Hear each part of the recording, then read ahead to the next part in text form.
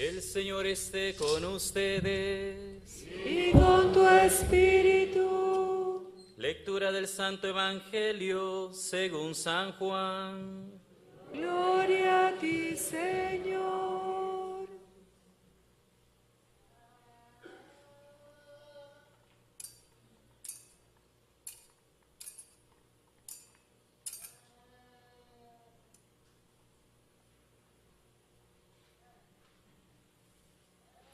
En aquel tiempo le preguntó Pilato a Jesús: ¿Eres tú el rey de los judíos? Jesús le contestó: ¿eso lo preguntas por tu cuenta o te lo han dicho otros?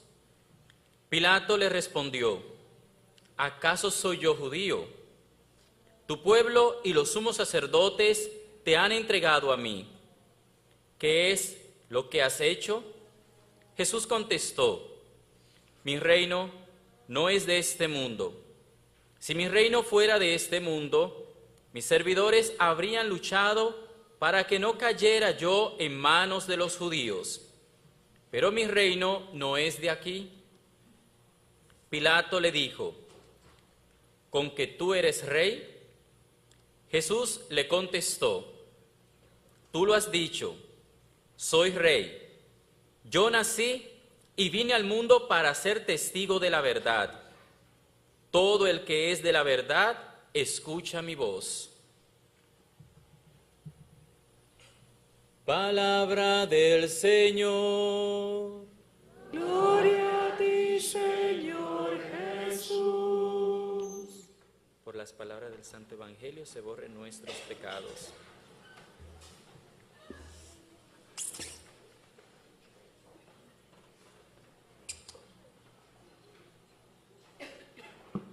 Como decíamos al inicio de la Eucaristía, hoy estamos celebrando el cierre del año litúrgico.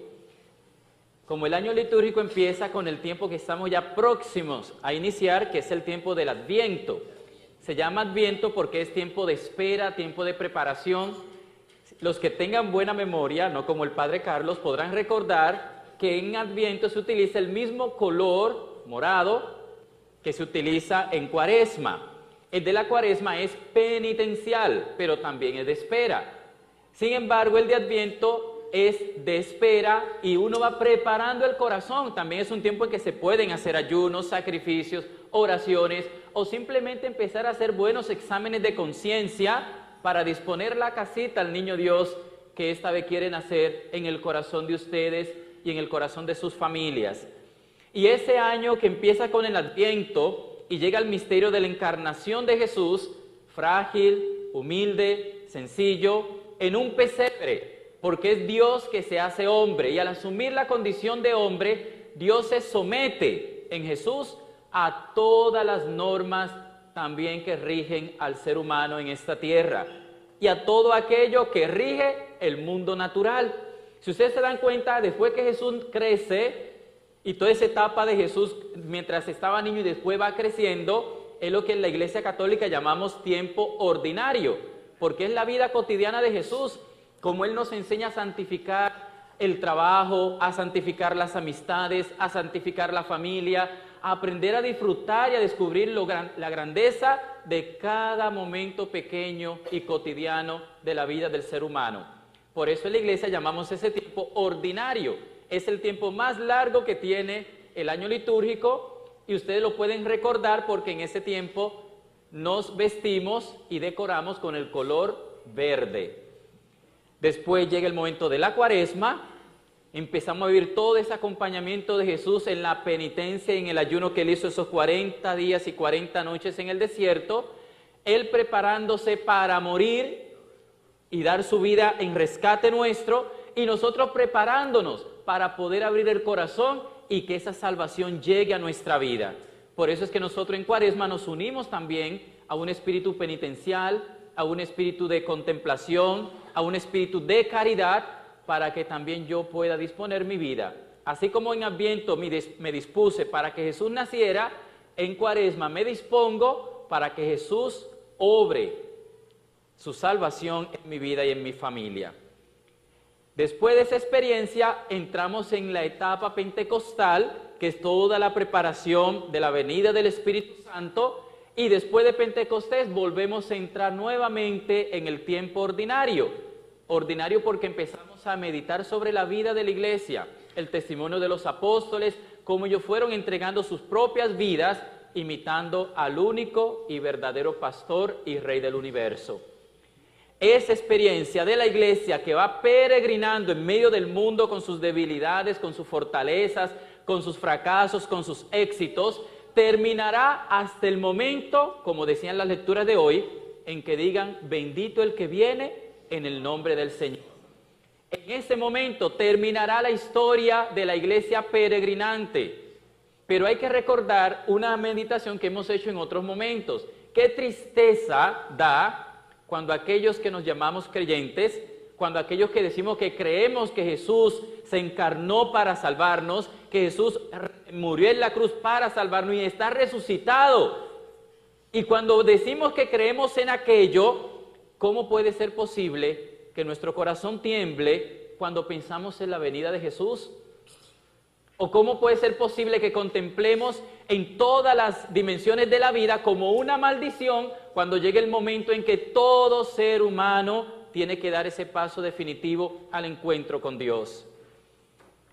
Cuando nosotros nos encontramos con Jesús y empezamos a creer en Él, no solamente debe cambiar nuestra forma de vivir, también cambia la forma en que contemplamos la muerte, hasta la forma en que podemos ver las consecuencias o todas las cosas que se van desatando en lo largo de la historia. Un cristiano que realmente cree en Cristo y cree en el amor y en la misericordia de Dios, no tiembla cuando lee el Apocalipsis, no tiembla cuando lee el libro de Daniel, porque es un mensaje de esperanza.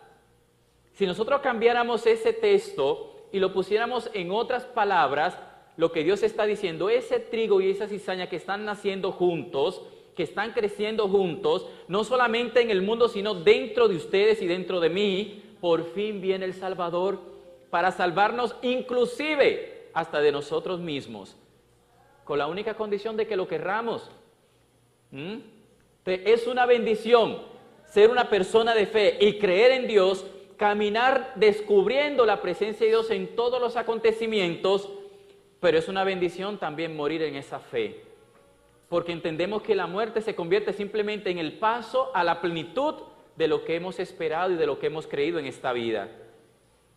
Entonces, ¿cómo puedo yo contemplar como una maldición la muerte de un ser querido cuando esa persona ha muerto en gracia de Dios? ¿Cómo puedo contemplar yo como una maldición la muerte de una persona cercana o aún hasta lejana, cuando Dios en su infinita misericordia ha tenido a bien purificarlo y prepararlo a través del dolor y del sufrimiento, y sin embargo a veces confundimos con amor un acto de egoísmo?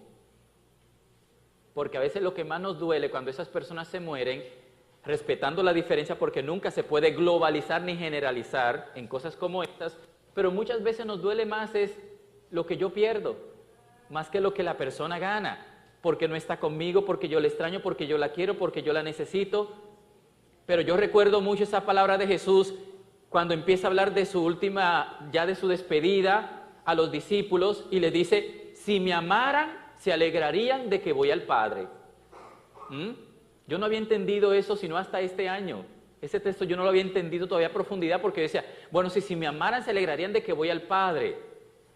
Pero cuando me tocó reflexionar sobre ese texto en un momento en que estábamos dándole la última bendición como iglesia a un hermanito o hermanita nuestra, ya no recuerdo, ahí entendí que el verdadero sentido de eso es entender la función que tiene la experiencia de la muerte en nuestra vida cuando morimos en gracia y preparados, o cuando Dios en su infinita misericordia nos prepara. Ok, porque te extraño, porque siento que te necesito, porque he estado conviviendo y compartiendo contigo y extrañaré muchas cosas que vivimos y otras que hubiese querido vivir. Yo entiendo la añoranza, yo entiendo la nostalgia y de vez en cuando hasta la tristeza que nace en el corazón, porque todo eso son sentimientos humanos. Pero en ese momento tenemos que recordar las palabras de Jesús. Si me amarais, se alegrarían de que voy al Padre. Porque al fin y al cabo, yo creo que el reino de los cielos existe o no.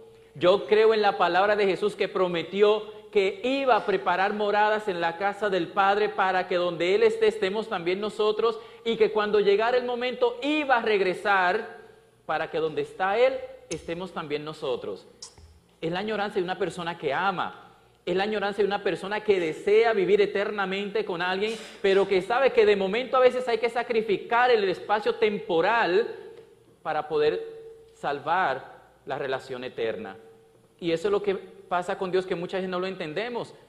Dios tiene a veces que sacrificar o permitir el sacrificio en las experiencias que vivimos hoy, pero es en vista de salvar una relación eterna, una vida eterna, que ahorita nos parece mucho, porque es lo que conocemos, es lo que tenemos aquí, el presente, la hora. Y cuando nos pide que sacrifiquemos lo poquito que tenemos, nosotros no tenemos la visión de Dios y no contemplamos lo mucho que vamos a ganar en un acto de confianza en Dios.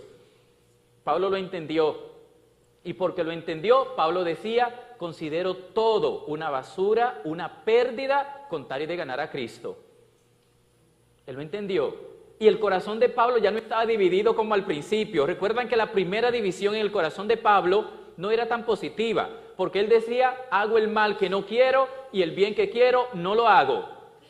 Pero tan bonita la conversión de Pablo, como el Señor lo fue llevando poco a poco en ese caminar de conversión, que al final de su vida empezó a decir: mi corazón ahora está dividido, porque por un lado ya me quisiera ir con Cristo, ya quisiera estar con Cristo, pero por otro lado quisiera estar con ustedes porque sé que para ustedes sería una ganancia y podría aún serles de ayuda.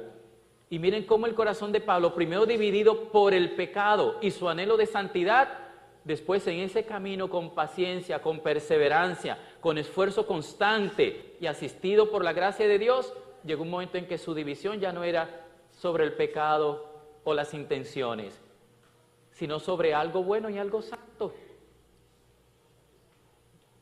Qué triste cuando hay personas que se quieren morir porque desprecian el mundo, porque están cansados, porque están heridos, porque ya no aguantan más, porque no son capaces de reconocer las bendiciones de Dios en sus vidas, porque hasta se vuelven ingratos hacia Dios, porque creer que no hay ni tan siquiera un motivo para disfrutar esta vida y para verle lo bonito, quiere decir que Dios no está cumpliendo su palabra y que Dios nos ha abandonado. Y eso es triste, porque la muerte debe ser simplemente un deseo para el cristiano, como una puerta que se abre para el encuentro definitivo con Dios y en Él con las personas que amamos. La duda, ¿se salvaría o no se salvaría? Yo sigo acogiéndome a la palabra del apóstol cuando estaba en la prisión y le dice al carcelero: cree tú y serás salvo tú y tu casa. Si yo siento que algún familiar mío falleció y quizá no estaba bien preparado, por alguna razón el Señor te tiene todavía aquí en esta vida. La vida Dios nunca la concede porque sí. La vida es un don de Dios y es porque aún Dios está esperando algo diferente de nosotros, o porque está esperando un esfuerzo más, un paso más. Y nosotros somos cristianos. Eso quiere decir que estamos llamados a, como Cristo, ser medios de salvación para otros, a pesar de nuestras fragilidades. A pesar de que no somos el perfecto modelo de la vida cristiana, pero justamente la vida cristiana se va nutriendo, se va fortaleciendo y se va santificando, no en la búsqueda egoísta de un perfeccionismo personal, sino en la búsqueda de la conversión mientras me doy en el servicio de mis hermanos. Entonces yo aprendo a disfrutar la vida que Dios me regala hoy, pero añorando la plenitud de su compañía y el encuentro definitivo de la familia con Dios. Justamente yo estoy llegando hace 2 días de Colombia, visitando la parroquia en la que estaba trabajando y parte de la familia espiritual que dejé allá. Cuando iba llegando al aeropuerto de Fort Lauderdale, saliendo del avión, yo empecé a recordar y a decir: qué chévere el momento en que por fin estaremos definitivamente en la presencia de Dios. Usted no tiene que separarse de sus amigos, ni de sus familias. No tiene que tener el miedo o el temor de cuánto van o no a sufrir en ese momento. O sea, es un anhelo en el corazón nuestro que se despertaría si fuéramos capaces de medir las promesas de Dios. Si fuéramos capaces de meditar sobre las promesas de Dios para nuestras vidas y para las personas que amamos. pero a veces no lo hacemos. Y en vez de meditar en las promesas de Dios, en vez de recordar que Dios es fiel y siempre cumple su promesa y jamás sería capaz de prometer algo que no estuviera en capacidad de cumplir, si nosotros recordáramos eso, entonces aprenderíamos, repito, a disfrutar la vida con mayor plenitud, pero también a añorar en un camino de preparación ese encuentro definitivo con Dios. La muerte no puede ser un sinónimo de desesperanza y de miedo para el cristiano o de destrucción. La muerte se nos convirtió desde el momento en que Cristo resucitó simplemente en la puerta que debemos añorar abrir con el corazón dispuesto para que alcancemos por fin a convertirnos en aquello que debemos llegar a ser, aquello para lo cual Dios nos creó, que no es lo que somos. Pablo lo decía también, aún no se ha manifestado lo que somos, ni lo que seremos. Todo este tiempo que nosotros vivimos, no olvidemos, es un peregrinar. Es un peregrinar. Y la fe nunca es un escondernos de nuestra realidad ni de las dificultades que el mundo nos propone. Yo soy convencido que si yo quisiera olvidarme de las realidades que vivo personales o de las circunstancias que me rodean, yo elegiría otro camino, no el de la fe, y mucho menos el de la católica. Pero justamente, si nosotros queremos caminar en verdad, si nosotros queremos comprender lo que está mal internamente para empezar un caminar de sanación, aceptándolo con humildad, si nosotros queremos ser capaces de reconocer también todo lo bello, lo bonito y lo grande que Dios nos ha regalado, entonces estamos en el lugar acertado. Porque nos va a poner de frente a nosotros mismos a la imagen de lo que Dios sueña y de lo que nosotros somos, y nos va a poner de frente al mundo. Por eso, a pesar de que el cristiano auténtico añore el reino de los cielos, con su esfuerzo, con su oración, con su lucha, con su trabajo, con sus estudios, se esfuerza para tratar de hacer que ese reino de los cielos se refleje en este mundo que es un don de Dios. En este mundo que es un don de Dios. La santidad perfecta no es el que rechaza este mundo y simplemente busca las cosas del cielo. La santidad perfecta es aquella persona que, añorando el cielo, reconoce que la tierra también es un don de Dios al hombre. Mi reino no es de este mundo, dice Jesús. ¿A quién le pertenece el reinado de este mundo? Si no es de Jesús. ¿A quién creen ustedes que le pertenece? Al hombre. Ni tan siquiera es al mal. El mal tiene autoridad sobre este mundo porque el hombre se la ha dado. Cada vez que entra en negociación con él, cada vez que indirecta o directamente le pide favores, usted le está dando autoridad al mal sobre su vida, sobre su familia y sobre la naturaleza que Dios no sometió al mal, sino al hombre. Que recuerden que el Génesis lo cuenta con mucha claridad. Multiplicaos, llenad la tierra y sometedla. El reflejo del desequilibrio en la naturaleza y en el mundo es el reflejo del desequilibrio en el hombre. Por eso es que no hay forma de recuperar el medio ambiente si no se recupera primero el corazón del ser humano. Y es por eso que el cristiano, a pesar de que vive una espiritualidad sólida en la oración, en la contemplación, en la palabra de Dios, para nosotros los católicos, en la visita del Santísimo, en la confesión, la vida sacramental, nunca pierde la esperanza y el impulso en luchar por transformar la familia y el mundo. Y nos convertimos en una piedra en el zapato para las sociedades que a veces quieren cambiar aquello que Dios ha establecido con su amor y con su misericordia. Se cansarán de esperar a que la iglesia cambie su moralidad. Se cansarán de esperar a que la iglesia cambie su forma de ver al hombre y de ver a Dios. Se cansarán de esperar de que la iglesia empiece a aceptar las cosas que tienen el poder de dañar a sus hijos. Porque eso, el Espíritu Santo, que es el que dinamiza la iglesia y por la promesa de Jesús la guía hasta la verdad plena, la va a conservar en su verdad. Más de 2000 años en que han intentado y no ha sido posible. Y yo creo que los seres humanos, a pesar de nuestras debilidades que estamos en la iglesia de hoy, no tenemos el poder de imponernos sobre el Espíritu Santo. No olvidemos algo, Dios respeta mi libertad para obrar en cuanto a mi ser personal, pero la iglesia no es mía, la iglesia es de Dios. Y lo que es de Dios, en aquello Dios se impone. Por eso es que a pesar de todo la iglesia no la han podido destruir, a pesar de todo la obra de salvación sigue su camino, a pesar de todo y justamente los tiempos de más persecución, de más contradicción, es cuando la iglesia se renueva y crece más fuerte, más vigorosa y empiezan a surgir nuevos testimonios de santidad, porque es la obra del Espíritu y de Dios.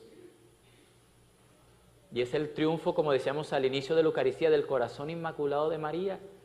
Por eso tantas apariciones en el mundo entero, por eso tantos testimonios de santidad, por eso aún tantos mártires hoy como hubo en aquellos años, que no quisiéramos que fuera, pero bendito sea el Señor, que nosotros hoy somos conscientes de que sí tenemos hermanos y hermanas que son capaces de entregar su vida por Cristo.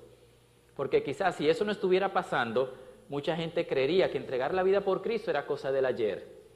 Que ser capaz de decir yo permanezco fiel, aunque me estén quitando la vida o a un ser querido, parecería cosa de hace 2000 años. Y sin embargo, aunque me duele que pase, digo bendito y glorificado el nombre del Señor porque le ha dado a ellos el coraje, la fuerza, la fe y el amor suficiente para decir sí y para no someterse ante esas propuestas. Y qué tristeza que cuando hay hermanos nuestros capaces de derramar la sangre y entregar su vida y hasta sus seres queridos por fidelidad a Dios, nosotros por entrar en concordatos con el mundo empecemos a desfigurar la fe por la cual ellos están muriendo. Entonces vemos a católicos que entran a tolerar cosas y a apoyar cosas que sabemos van directamente contra los designios de Dios para el proyecto del ser humano. Aquí no estamos hablando de buenos y de malos, estamos hablando que la debilidad en el corazón humano tiene que ser sanada, no justificada. Las inclinaciones desviadas tienen que ser corregidas, no simplemente aceptadas. Y el cristiano, la iglesia, como Dios, siempre han sabido diferenciar. Quizás yo como persona no, pero Dios y la iglesia siempre han sabido diferenciar entre el amor al pecador y el permanente llamado a la conversión a ese pecador. Porque Dios sabe que por mucho que Dios ame al pecador, si el pecador no se convierte, Dios no podrá salvarlo. No porque Dios no quiera, porque es que la salvación es un acto de la voluntad del ser humano. La salvación ya está realizada, Jesucristo ya murió, Jesucristo ya resucitó, Jesucristo ya dio su Espíritu Santo, pero si ustedes y yo no le pedimos al Señor con humildad que arranque de nosotros lo que no le pertenece, si nosotros no le pedimos al Señor que nos ayude a despreciar lo que es indigno de su nombre y de nuestra dignidad, si nosotros no le pedimos al Señor que arranque la cizaña que va creciendo dentro de nosotros, Él no lo va a hacer. Y eso es lo que se le llama condenación, el hecho de que yo elijo mi pecado sobre el llamado de Dios a la conversión. Por eso cuando digan, y cuando en cada Eucaristía, en cada momento de oración, en cada instante de su vida, estén hablando de la llegada de Jesús, aquel que quiere ser sanado, aquel que quiere ser liberado, aquel que quiere ser transformado, a pesar de la realidad que esté viviendo, se alegra. Porque a pesar de mi pecado, si yo añoro ser diferente, si yo añoro mi conversión, si yo estoy tratando de luchar por mi conversión, me alegro cuando llegue Jesús, porque yo sé que Él no va a venir a condenarme, Él viene a transformar aquello que yo no había sido capaz de transformar por mis propias fuerzas. Entonces, se alegra aquel que está caminando en santidad y se alegra aquel que está caminando en situaciones delicadas, pero que añora la salvación y la busca desde su condición. Entonces, es una alegría, pero qué tristeza, porque si a mí me da angustia la llegada de Jesús, es porque quizás yo amo más al pecado que a Dios. No porque sea pecador, porque yo creo que yo soy el primero que no puedo levantar mi mano acá, pero aquellos que se asustan, le da miedo, le da temor, cuando hablan de los signos de los tiempos o del fin del mundo, o simplemente de la experiencia de la muerte, es porque quizás no quieren ser transformados y ser salvados, porque ser transformados y salvados implicaría dejar la vida de pecado, y Dios es capaz de hacerlo, si nosotros se lo permitimos, o dos, porque no creemos en las promesas de Dios. Porque a pesar de que Dios venga y que Dios tenga el poder, quizás no creemos que Él lo quiera hacer. Quizás no confiamos en lo mucho que Él nos ama y en lo mucho que es capaz de perdonar. Porque se nos olvida que Jesús dijo que entre nosotros, frágiles como somos, tenemos que perdonar 70 veces 7. Es decir, siempre. Y si Él le pide eso a ustedes y a mí, nos pide eso, ¿cómo no estará Él siempre dispuesto a levantar al pecador que cae?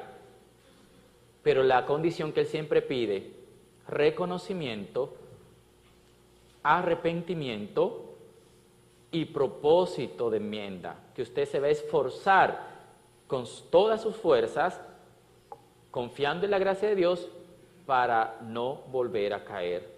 Esas son las 3 cositas que Dios le va a pedir. Y Dios tendrá paciencia en tu lucha, Dios tendrá paciencia en tus dificultades, pero siempre te pedirá esas 3 cosas. Reconocer el pecado, no justificarlo, porque el que se justifica, Dios es el primero que lo acusa. Y el que se acusa, Dios lo justifica. Por eso es que cuando uno cuenta el pecado en la confesión, en vez de Dios regañarlo a uno, a veces el sacerdote sí regaña, pero en vez de Dios regañar, Dios lo que hace es perdonar. Reconocer, arrepentimiento y propósito de enmienda. Y nosotros no tenemos a nada que temer, porque aunque de momento tendamos que ir, como dice el Salmo, al ir iban llorando, llevando la semilla. En el fondo del corazón nos acompaña la alegría de la fe y de la esperanza, pero igual vamos llorando porque tenemos que sufrir las dificultades de este mundo y las nuestras propias. Pero dice el Salmo que al volver, vuelven cantando, trayendo el fruto de su fe, trayendo el fruto de su sufrimiento, trayendo el fruto de sus oraciones. Al celebrar hoy la fiesta de Cristo Rey, es un llamado que nos hace Dios y la Iglesia a no olvidar quiénes somos y hacia dónde estamos caminando. A no olvidar que tanto los momentos de bendición y de sanación como los momentos de sufrimiento y de dificultad en Dios tienen un sentido y un propósito redentor. No importa si lo que estás sufriendo fue causado por tu propio pecado. No importa. Hasta ese sufrimiento causado por tu pecado, Dios lo utiliza y lo acoge para tu propia salvación y la salvación de otros. Señor, acuérdate de mí cuando estés en tu reino. Hoy mismo estarás conmigo en el paraíso, le dijo Jesús al ladrón arrepentido. Él estaba sufriendo justamente, él mismo lo profesó, él mismo lo reconoció. Y miren cómo Jesús, a través de su propia entrega y del sufrimiento de ese ladrón, sufriendo por su pecado, Jesús lo salvó. Si pudo con él, ¿usted cree que usted y yo le vamos a quedar grande? Pues no, para nosotros va a ser un motivo de alegría el momento en que el Señor venga y diga, Padre Carlos, ya su peregrinación se acabó en este mundo, vamos a pasar inventario. O para los que estén vivos en ese momento, cuando escuchen las trompetas y digan, bendito el que viene en el nombre del Señor. Amén.